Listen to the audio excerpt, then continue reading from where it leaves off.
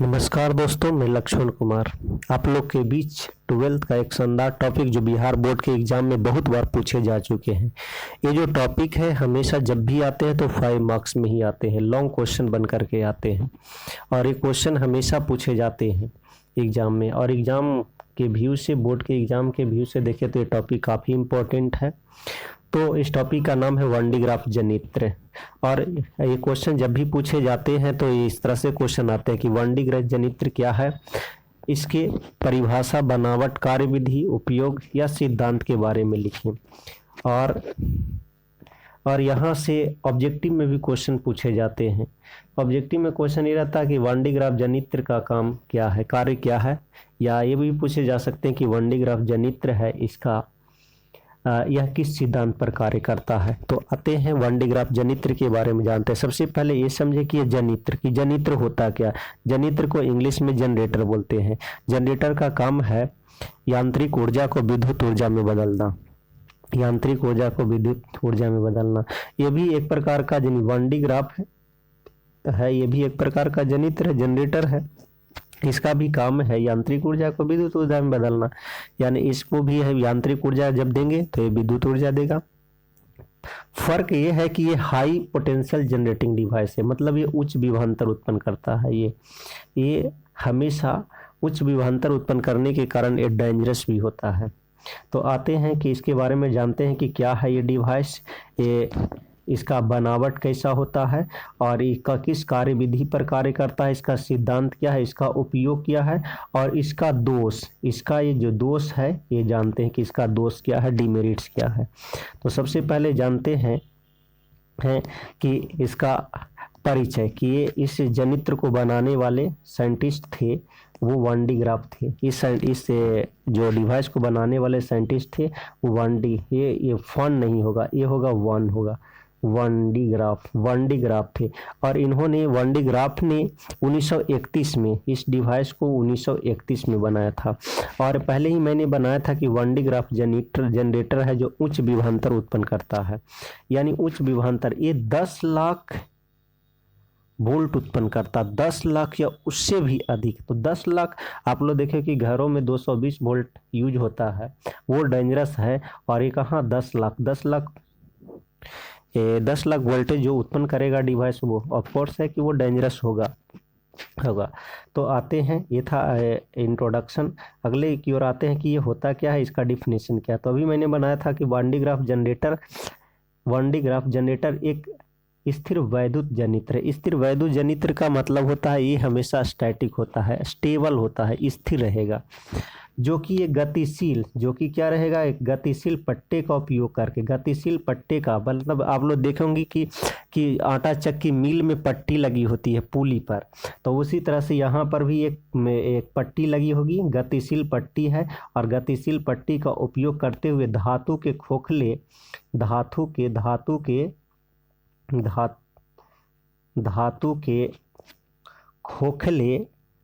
गोले के ऊपर गोले के ऊपर विद्युत आवेश एकत्रित करेगा। तो ये क्या होता है कि जैसे ही पट्टी को घुमाते हैं तो पट्टी एक्चुअल में क्या होता है कि पट्टी इस तरह से सपोज दैट पट्टी लगी होती है और यहाँ पर पुली है लगा हुआ। यहाँ पर जैसे ही इसको ये वाला जो पुली है ये जनरेटर से जुड़ा रहे, ऐसे मोटर से जुड़ा रहेगा। मोटर का काम क्या है, पुली को घुमाना, यानी मोटर का काम क्या है, यांत्रिक ऊर्जा देना। यांत्रिक ऊर्जा जैसे ही देंगे तो ये क्या होगा कि ये वाला जो बेल्ट है ये घूमने लगेगा। और बेल्ट जब घूमेगा तो इस पे जो आयन होंगे वो आयन भी क्या होंगे, घूमने लगेंगे। और ऊपर में एक गुंबद नुमा आकृति होगा। और गुंबद नुमा आकृति क्या करेगा कि गुंबद नुमा आकृति पर जितने भी आवेश होते हैं वो सारे के सारे आवेश फैल जाएंगे। और गुंबद नुमा आकृति होने के कारण इसका पृष्ठीय आवेश घनत्व अधिक होता है। जो भी कोई नुकीली वस्तु होगी, नुकीली चालक पदार्थ होगी, उसका पृष्ठीय घनत्व बहुत अधिक होता है। दूसरा चीज ये कि याद रखेंगे कि यह धातु का गोला विद्युत रोधी स्तंभ के ऊपरी भाग पर अवस्थित होता है, मतलब सबसे ऊपर में रहेगा। धातु का जो गोला है हमेशा ऊपरी स्तंभ पर रहेगा, सबसे ऊपर में स्थित होगा और उसी पर आवेश इकट्ठा हुआ। इस गोले पर आवेश इकट्ठा करके विद्युत विभव बहुत अधिक कर जाता है, क्योंकि पृष्ठीय आवेश घनत्व जब अधिक होगा तो विद्युत विभव भी अधिक होगा।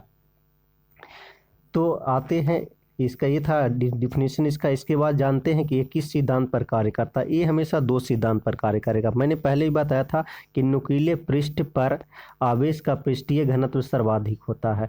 जब वायु को किसी नुकीले सिरे के संपर्क में आती है, जब वायु किसी नुकीले सिरे के संपर्क में आती है तो वो आवेशित हो जाएगी। वायु क्या हो जाती है? आवेशित। जब वायु किसी नुकीले सिरे के संपर्क में आती है तो वो क्या हो जाएगी? आवेशित होगी। और इस घटना को हम लोग बोलते हैं वैद्युत पवन बोलते हैं, तथा इसे दूर हटने लगती है, जिसे हम वैद्युत पवन कहते हैं। और दूसरा सिद्धांत है कि किसी खोखले गोलीय चालक को दिया गया संपूर्ण धनावेश उसके बाह्य पृष्ठ पर संपूर्ण रूप से वितरित होता है। यानी सपोज दैट किसी चालक को, इस चालक को अगर आपने आवेश दिया, इस चालक को सपोज दैट आपने आवेश दिया, तो इसके पूरे सतह पर आवेश एकत्रित होगा, पूरे सतह पर, संपूर्ण सतह पर आवेश एकत्रित होता है। यानी इस सिद्धांत पर भी है वान डी ग्राफ जनित्र काम करता है। तो आप लोग ध्यान रखें कि ये दो सिद्धांत पर कार्य करता है। पहला है कि ये नुकीले पृष्ठ के सिद्धांत पर कार्य करेगा, और दूसरा है कि जब जब जब इसको आवेश दिया जाता है तो इसके ऊपरी सतह पर पूरा का पूरा या संपूर्ण रूप से वितरित हो जाता है। इसके बाद आते हैं कि बनावट से पहले इसका फिगर देख लीजिए। तो ये रहा आपका वान डी ग्राफ जनित्र। वान डी ग्राफ जनित्र आप ध्यान से समझेंगे इस चीज को कि वान डी ग्राफ जनित्र क्या है। देखेंगे तो सबसे ये वाला जो ऊपर वाला सतह है यही है धातु का बना हुआ। ये जो मैंने कलर किया है रेड कलर से, ये वाला धातु का बना हुआ है, धातु का बना हुआ। इसको एस से डिनोट किया, यानी एस है जो धातु का बना हुआ गुंबद नुमा नुकीला आकृति है, गुंबद नुमा नुकीला आकृति है।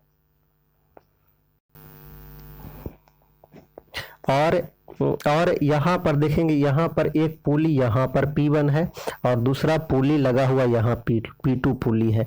और ये जो इस तरह से लगी हुई है ना, ये पट्टी है, कुचालक पदार्थ की लगी हुई पट्टी या बेल्ट बोल सकते हैं। P1 पुली को घुमाने के लिए यहाँ पर एक मोटर लगा होता है। P1 पुली को घुमाने के लिए यहाँ पर एक मोटर लगा हुआ है। अब मोटर क्या करेगा? मोटर क्या करेगा? यांत्रिक ऊर्जा देगा।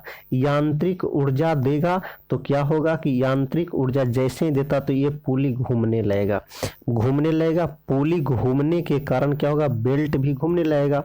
अब है कि देखेंगे P1 पुली के जस्ट बगल में, P1 पुली के जस्ट बगल में यहाँ पर एक कंघी लगा हुआ होता है, कॉम्ब लगा होता है, जिसको C1 बोलते हैं। एक कंघी क्या करेगा? एक कंघी का सिरा है, यहाँ पर एक बैटरी लगी होती है। इस बैटरी की क्षमता होती है 10,000 वोल्ट। इस बैटरी की क्षमता कितनी होती है? 10,000 वोल्ट। इस बैटरी का नेगेटिव टर्मिनल, इस बैटरी का नेगेटिव टर्मिनल C1 कंघी से जुड़ा होता है। यहाँ पर जो कंघी लगा है उससे जुड़ा होता है। और धनात्मक सिरा को हम लोग ग्राउंड से जोड़ते हैं, धरती से जोड़ते हैं, पृथ्वी से जोड़ते हैं, अर्थित करते हैं उसको।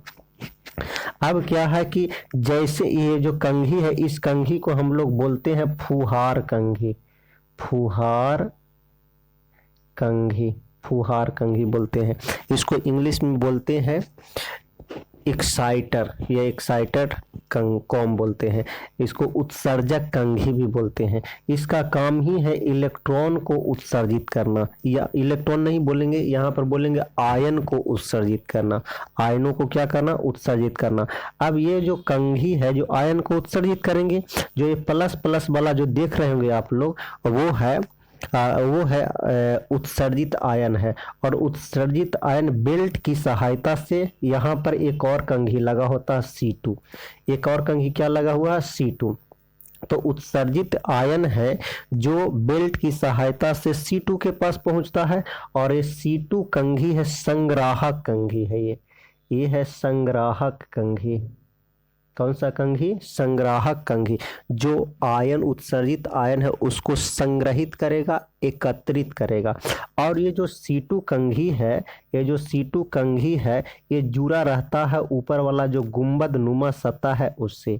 अब है कि C2 कंघी तो उत्सर्जित आयन को अवशोषित कर लेगा और ये उत्सर्जित आयन जो भी होंगे ये गुंबद के पूरे सतह पर फैल जाएंगे और गुंबद नुमा धातु की सतह है उसका पृष्ठीय आवेश घनत्व अधिक होने के कारण वो विभव का मान अधिक होता है, विभव का मान बढ़ जाएगा और विभव का मान बढ़ने के कारण ही ये उच्च वोल्टता उत्पन्न करता है।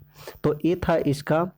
अब एक चीज़ इसमें और ध्यान रखेंगे, यहाँ पर एक और डिवाइस लगा होता है डी, इसको बोलते हैं आयन स्रोत। आयन स्रोत इसका काम क्या है, तो ये क्या करेगा, ये करेगा कि सपोज दैट ये C2 से कुछ ऐसे आयन होंगे जिसको वो अवशोषित नहीं कर पाए, तो उसको अवशोषित जो आयन अवशोषित नहीं हो पाते हैं उसको हम लोग बोलते हैं अवांछित आयन। तो अवांछित आयन को अवशोषित करने के लिए यहाँ पर एक आयन स्रोत लगा होता है और इसी आयन स्रोत के जरिए वो क्या कर लेता है, उसको अवशोषित कर लेगा, ऑब्जर्व कर लेगा आयन स्रोत के द्वारा। तो ये था आपका। और ये दिख रहे हैं कि ऊपर में प्लस प्लस यहाँ पर है, जो सारे के सारे ये जो प्लस प्लस है सभी ए वाला है, पूरे गुम्बद पर आवेश फैले हुए हैं। अब ये डिवाइस है जो काफ़ी डेंजरस डिवाइस है क्योंकि ये उच्च विभवांतर उत्पन्न करता है। इस कारण क्या करते हैं कि इसका जो बाहर वाला है ये बाहर स्ट्रक्चर है, इसको क्या करते हैं कि ग्राउंड कर देते हैं, ताकि है कि कभी कभी क्या होता है कि एक है कि पूरे ऊपर वाले बॉडी पर आवेश आ जाएगा। ऊपर वाले बॉडी पर आवेश आएगा तो है कि जो काम करने वाले व्यक्ति होंगे, इसके निकट में व्यक्ति होंगे, उसकी जान जाने की खतरा रहेगी। इस कारण क्या करते हैं कि बाहर वाला जो सतह है उसको हम लोग ग्राउंड कर देते हैं। बाहर वाले सतह को क्या कर देंगे, हम लोग ग्राउंड कर देंगे। ग्राउंड करने से क्या होगा कि सारा का सारा जो भी आवेश आएगा वो धरती में समाहित हो जाएगा और इससे उसके बगल में काम करने वाले व्यक्ति है वो भी सुरक्षित रहेगा, उसको भी कोई भी हानि नहीं होगी। तो ये था आपका ओवरव्यू। तो देखिए बनावट में क्या है, मैंने पहले बताया था कि 1D ग्राफ जनित्र एक विशाल गोलीय धात्विक, जो ऊपर वाला स्ट्रक्चर एस था वही, और इसकी त्रिज्या ये ध्यान में रखना कि इसकी जो त्रिज्या होती है वो 2 से 3 मीटर होती है, 2 से 3 मीटर होती है। और जो नीचे वाला जो बेस है पिलर होता है वो 15 मीटर ऊंचा होता है। अब यहाँ ध्यान से देखेंगे, ये वाला जो पिलर है ये 15 मीटर का है और ये वाला है जो 2 से 3 मीटर, 2 से 3 मीटर का, और ये वाला है आपका 15 मीटर का है। तो और है कि इसमें 2 घिरनी लगी, घिरनी यहाँ पर बोला गया है यहाँ पर, ये जो लगा हुआ P1 और P2 2 घिरनी है, पुली को हिंदी में बोलते हैं घिरनी। और इसके बाद अगला चीज समझेंगे कि 2 घिरनी होती है। ऊपर वाले घिरनी गोलीय चालक के केंद्र पर स्थित होता है तथा नीचे वाली घिरनी एक मोटर की सहायता से तेजी से घुमाया जाता है। जैसे आपने देखा था कि मोटर के पास P1 पुली था और ऊपर वाले गुंबद के बगल में P2 पुली था। दोनों घिरनी के ऊपर कुचालक पदार्थ का पट्टा बोले तो बेल्ट लगा होता है। इस पदार्थ में 2 कार्बन ब्रश लगे होते हैं। नीचे वाले कार्बन ब्रश को फुहार कार्बन ब्रश और ऊपर वाले कार्बन ब्रश को संग्राहक कार्बन ब्रश, जिसको हम लोग कॉम बोल रहे हैं वही कॉम है, कंघी ब्रश है वही है। जो नीचे वाले C1 है उसको बोलते हैं फुहार कार्बन ब्रश, और जो सबसे ऊपर वाला तो जो C2 था उसको बोलते हैं हम लोग संग्राहक कार्बन ब्रश। नीचे वाले कार्बन ब्रश उच्च संबंध विभव वाले स्रोत का होता है, ऊपर वाले कार्बन ब्रश का संबंध गोलीय चालक से होता है। यहाँ पर ध्यान से समझेंगे, ये जो ऊपर वाला जो कंघी है ये आपका रहेगा धात्विक गोला से संबंधित रहेगा, और C2 वाला रहेगा वो हमेशा बैटरी से कनेक्टेड रहेगा, बैटरी से जुड़ा हुआ रहेगा, जो कि 10,000 वोल्ट की बैटरी से जुड़ा रहता है। तो ये था इसका बनावट। अब आइए जानते हैं इसके बारे में कि किस तरह से कार्य करता है। ध्यान दें कि जब जो नीचे वाला पुली P1 है उसको घिरनी बोल रहे हैं। उसको एक मोटर की सहायता से तेजी से घुमाते हैं तो घिरनी पर लिपटा हुआ बेल्ट वो भी तेजी से घूमने लगता है। नीचे वाले कार्बन ब्रश है जो उच्च विभव वाले स्रोत से धनावेशित लेकर पट्टा को, धनावेशित बोले तो आयन, धनावेशित आयन लेकर बेल्ट को देता है। किसको देगा? वो बेल्ट को देगा। और ये बेल्ट की सहायता से धनावेशित वाला है जो कार्बन ब्रूस जो ऊपर वाला है, ऊपर वाला जो C2 कंघी था वहां पर वो क्या कर लेगा? अवशोषित कर लेगा, उसको संग्रहित कर लेगा, ग्रहण कर लेगा। परंतु ऊपर वाला जो कंघी है, ब्रश है, जो हमेशा जुड़ा रहता है गोलीय चालक से, और चालक से जुड़ा रहने के कारण क्या होता है कि वो संपूर्ण आवेश है ऊपर वाला गुंबद नुमा आकृति एस था उसके ऊपर फैल जाएगा। और यह क्रिया लगातार चलता रहेगा। लगातार चलते रहने के कारण है कि विभव का मान बढ़ता जाएगा। लगातार चलते रहने के कारण विभव का मान क्या होता जाता है? बढ़ता जाता है। और कुछ समय के बाद क्या होगा कि चालक के गोले का विभव 8 गुना 10 पर पावर 6, 8 गुना 10 के पावर 6 का मतलब 80 लाख वोल्ट हो जाता है। इसके बाद और अधिक आवेश देने पर आवेश का वायु में क्षरण होने लगता है। मतलब ये है, ये कैपेसिटी होता है कि इससे ज़्यादा आवेश आप देंगे तो क्या होगा कि वो क्षरण होगा, लीकेज होने लगेगा। लीकेज होने का मतलब है कि वो उपयोग में नहीं होगा, वो बेकार हो जाएगा। तो है ये ध्यान में रखें कि इससे क्या होता है कि 8 गुना 10 के पावर 6 वोल्ट तक विभव उत्पन्न किया जा सकता है। तो ये था इसका वर्किंग। अब आते हैं कि इसका उपयोग क्या है। इसका उपयोग है कि पहला उपयोग है कि इससे कि 10 लाख वोल्ट या इससे अधिक विभवांतर उत्पन्न किया जाता है। पहला उपयोग इसका क्या है कि इससे है कि 10 लाख या इससे भी अधिक वोल्टेज जनरेट करना है, विभवांतर उत्पन्न करना है तो आप कर सकते हैं। दूसरा है कि ये प्रोटॉन, अल्फा कण आदि को ऊर्जा दी जाती है। अगर वैसे जो मंद वेग वाले प्रोटॉन होंगे या मंद वेग वाले अल्फा कण होंगे उसको ऊर्जा देकर उसको है कि अधिक वेग, उसके वेग को, उसके गति को बढ़ाया जाता है। और अब ये जानते हैं कि डीमेरिट क्या है इसका। तो सबसे ज़्यादा डीमेरिट इसमें यही होती है कि इसका आकार बड़ा होने के कारण, आप लोग देखेंगे जो किनारा वाला बेस था वो 15 मीटर का था। ऊपर वाले त्रिज्या हो गए 3 मीटर की, यानी 3 3 6 हो गया, 6 15 6 21 मीटर ऊंचा। 21 मीटर ऊंचा का मतलब आप समझ रहे हैं, काफ़ी हैवी डिवाइस होता है, ये काफ़ी भारी डिवाइस होता है। और बड़ा आकार होने के कारण आप एक जगह से दूसरी जगह आप नहीं ले जा सकते हैं।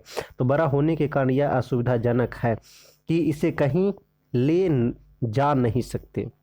और दूसरा कि बहुत आवेश होने के कारण यह बहुत अत्यधिक खतरनाक है। अब 10 लाख वोल्ट, 220 वोल्ट पर, 440 वोल्ट पर, 11,000 वोल्ट पर तो आदमी मर जाता है, और ये 10 लाख से अधिक पर वोल्ट पर आदमी जीवित रहेगा। तो इस कारण ये क्या होता है कि बहुत ही ये खतरनाक होता है। तो ये था आज का टॉपिक, जो कि बिहार बोर्ड के एग्ज़ाम के लिए बहुत ही इम्पोर्टेंट है। आप लोग है इस टॉपिक को बेहतर ढंग से समझने की कोशिश करेंगे। और ये एग्ज़ाम के व्यू से काफ़ी इम्पोर्टेंट था। अगले टॉपिक में पुनः मिलते हैं, तब तक के लिए बाय बाय।